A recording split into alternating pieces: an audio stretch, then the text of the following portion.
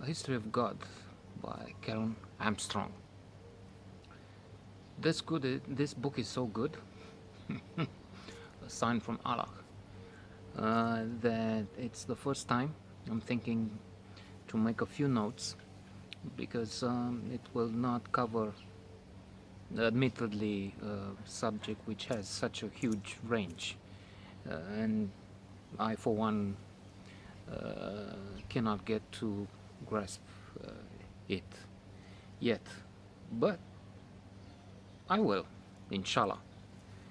Bismillah, Alhamdulillah, Allahu Akbar. I better stop with that, because this is not, world context is not favorable, and this video will be flagged.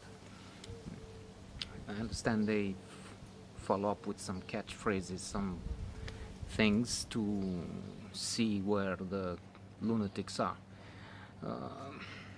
Fact is, there will be nothing to find in this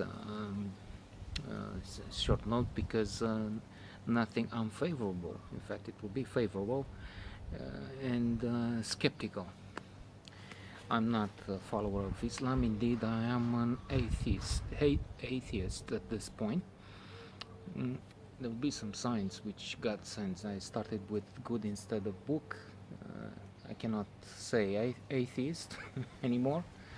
So there are signs. Karen Armstrong, I've read in The Economist that she is the best specialist on religion right now. I am not sure if in Britain or somehow worldwide. And indeed, this work is fabulous, dazzling, miraculous.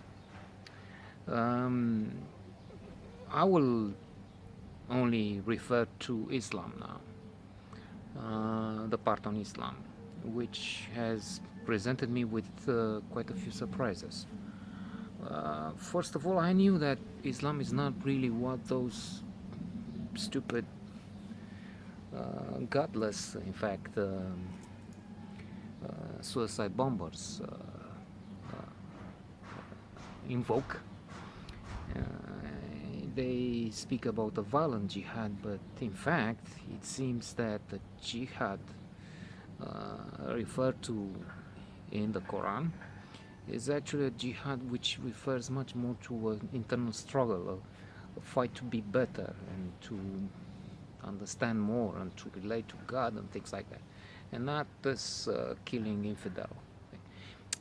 It is much more complex than that, and it is stupid. In the American campaign, there is a guy who said something like, well, not all suicide bombers are Muslims, but all suicide bombers were Muslim.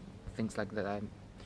I'm not sure what he said. That's not, it's silly to say, and lunatics are in all religions and faith. And if we think about what Christian religion has done over the edges with the Inquisition and all that, it's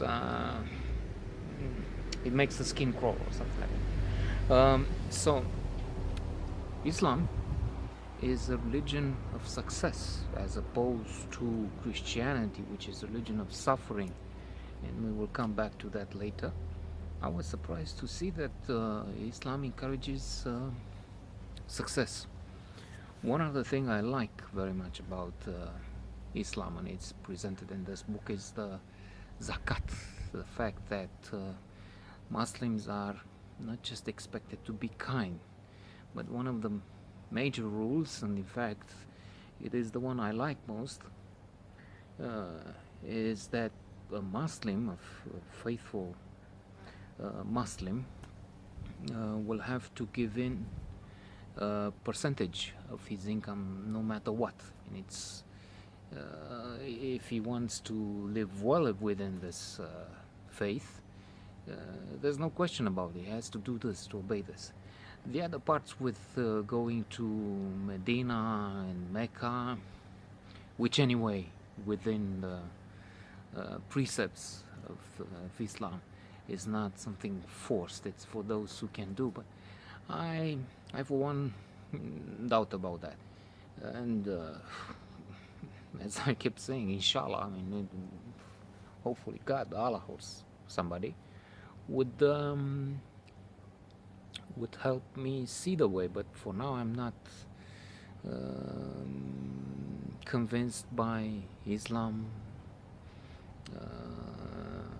Christianity, or Buddhism. Buddhism has some aspects, but then I'm not keen on the reincarnation idea.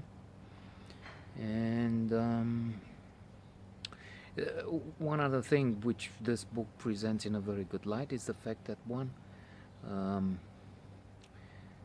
can speak about another God, not the God, the personal God, the God who is controlling and against creativity and stifles initiative and so on, but a God who is beyond that.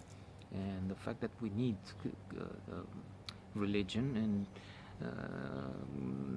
with religion gone, there's a blank space left in the Western world.